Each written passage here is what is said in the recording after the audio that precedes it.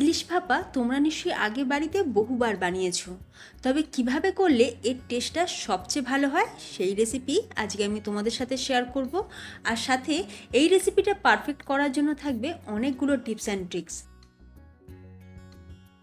নমস্কার, বেঙ্গলি পাকশালার আরও একটা নতুন রেসিপিতে তোমাদের সবাইকে স্বাগত জানিয়ে আজকের ভিডিও শুরু করছি। ইলিশ ভাপা বানানোর জন্য সবার প্রথমেই আমরা সর্ষেটাকে ভিজিয়ে নেব। সেই জন্য একটা বাটির মধ্যে 4 টেবিল চামচ সর্ষে দিয়ে এবার আমরা অল্প জল দিয়ে সর্ষেটাকে ভিজিয়ে 15 থেকে 20 মিনিটের জন্য রেখে দেবো। তোমরা চাইলে কালো সর্ষে দিয়েও করতে পারো, আবার 2 রকম সর্ষে মিশিয়েও করতে পারো। যেহেতু এখন আমরা সবাই ভীষণই হেলথ কনসিয়াস, তাই কালো সর্ষে খেলে কিন্তু অনেকের একটু হজমের সমস্যা হয়, তাই আমাদের বাড়িতে হলুদ সর্ষেটাই বেশি ব্যবহার করা হয়। আর আজ আমি হলুদ সর্ষে দিয়েই বানাচ্ছি ইলিশ ভাপা। তো সর্ষেটা আমরা ভিজিয়ে রেখে দিলাম। এবার ইলিশ মাছের মধ্যে নুন আর সামান্য একটু হলুদ মাখিয়ে কিছুক্ষণ রেখে দেবো।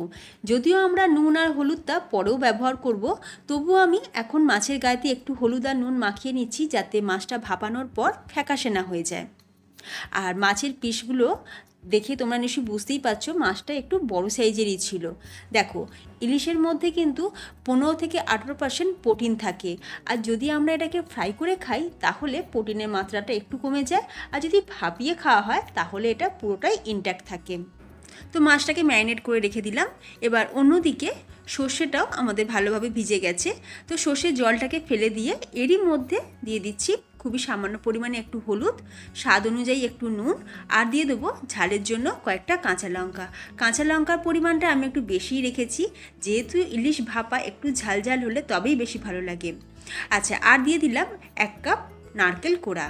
এবার অল্প সামান্য একটু তেল আর খুবই সামান্য একটু জল দিয়ে মশলাটা খুব সুন্দর করে পেস্ট বানিয়ে নেব।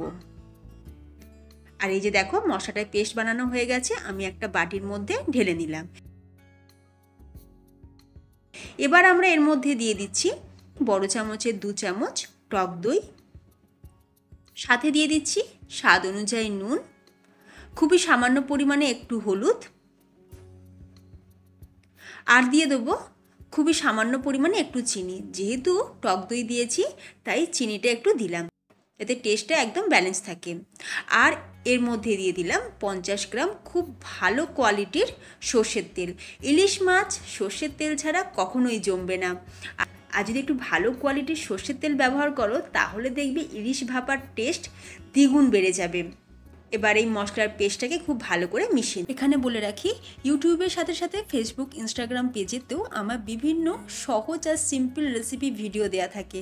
তোমরা যদি সেখান থেকে ভিডিওগুলো দেখো তাহলে অবশ্যই পেজটাকে ফলো করে রেখো। এবার আমরা যার মধ্যে ইলিশ ভাপা বানাবো সেই একটা টিফিন বক্স আমরা নিয়ে নিলাম। তো টিফিন বক্সটা আমি একটু বড় সাইজেরই নিয়েছি, যেহেতু মাছের পিসগুলো বড় আছে তাই একটু বড় সাইজের টিফিন বক্সটা নিয়েছি। এবার যে মশলার পেস্ট আমরা বানিয়ে রেখেছিলাম সেখান থেকে অর্ধেকটা মশলা আমি বক্সের মধ্যে ঢেলে দিয়ে এবার এর মধ্যে একে একে করে মাছগুলোকে দিয়ে দিচ্ছি। যে সকল প্রিয় বন্ধুরা এখন আমার ভিডিওটা দেখছো, আমি তাদের উদ্দেশ্যে বলছি, তোমরা তোমাদের পছন্দের রেসিপিটা আমার সাথে শেয়ার করতে পারো কমেন্টের মাধ্যমে। আমি তোমাদের সেই রেসিপি তোমাদের নাম সহ আমার চ্যানেলে আপলোড করব। মাছের মধ্যে যদি একটু গ্যাপিং থাকে তাহলে তোলার সময় আমাদের সুবিধাই হবে, তাই তোমরা চেষ্টা করবে একটু বড় টাইপের কন্টেনার নেওয়ার। আচ্ছা, সব কটা মাছ দেওয়া হয়ে গেল। এবার বাকি যে মশলার পেস্টটা ছিল সেটাকে আমরা মাছের ওপর থেকে ঢেলে দেব। আচ্ছা, এবার আর হাত দিয়ে মেশানোর দরকার নেই। টিফিন বক্সটাকে এইভাবে একটুখানি নাড়িয়ে নিলেই দেখবে মশলাটা চারিদিকে ছড়িয়ে গেছে। এবার মাছের উপরে একটা করে কাঁচা লঙ্কা দিয়ে দিলাম, যাতে দেখতেও সুন্দর হয় আর মাছগুলো পজিশনটাও বোঝা যায়।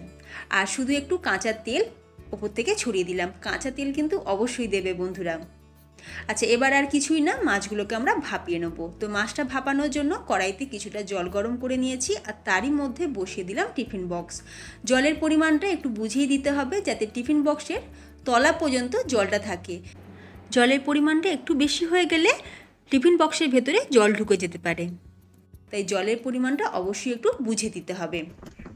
খুব বেশিক্ষণ সময় লাগবে না, 20 থেকে 25 মিনিটের মধ্যেই মাছটা খুব ভালোভাবে ভাপানো হয়ে যাবে। আর যদি তোমরা এর থেকে ছোট সাইজের মাছ দিয়ে করো তাহলে 15 থেকে 20 মিনিট লাগবে।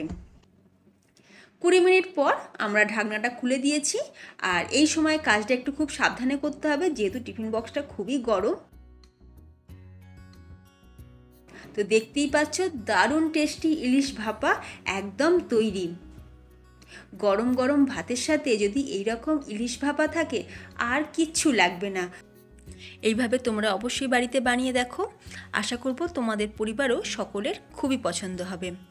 গরম ভাতের সাথে ইলিশ ভাপা দারুণ টেস্ট। তো আজকের রেসিপি তোমাদের কেমন লাগলো আমাকে অবশ্যই কমেন্টে জানিও। রেসিপি যদি ভালো লাগে ভিডিওতে একটা লাইক দিও, আর যদি খুব ভালো লাগে তাহলে শেয়ার করে দিও তোমাদের ফ্রেন্ডস এবং ফ্যামিলির মধ্যে। আর তার সাথে তোমাদের প্রিয় চ্যানেল বেঙ্গলি পাকশালাকে সাবস্ক্রাইব করে রেখে পাশে থাকা বেল আইকন অবশ্যই প্রেস করে রাখবে। তাহলে আমি চ্যানেলে যখনই ভিডিও আপলোড করব তার নোটিফিকেশান সবার আগে তোমাদের কাছেই পৌঁছে যাবে। আর দেখো ভীষণই টেম্পটিং লাগছে দেখতে, ভীষণই জুসিলি আর সফট। তো ভিডিওটা আমি এখানেই শেষ করলাম। তোমরা সকলে ভালো থেকো, দেখা হবে নতুন কোনো রেসিপির সাথে। ধন্যবাদ।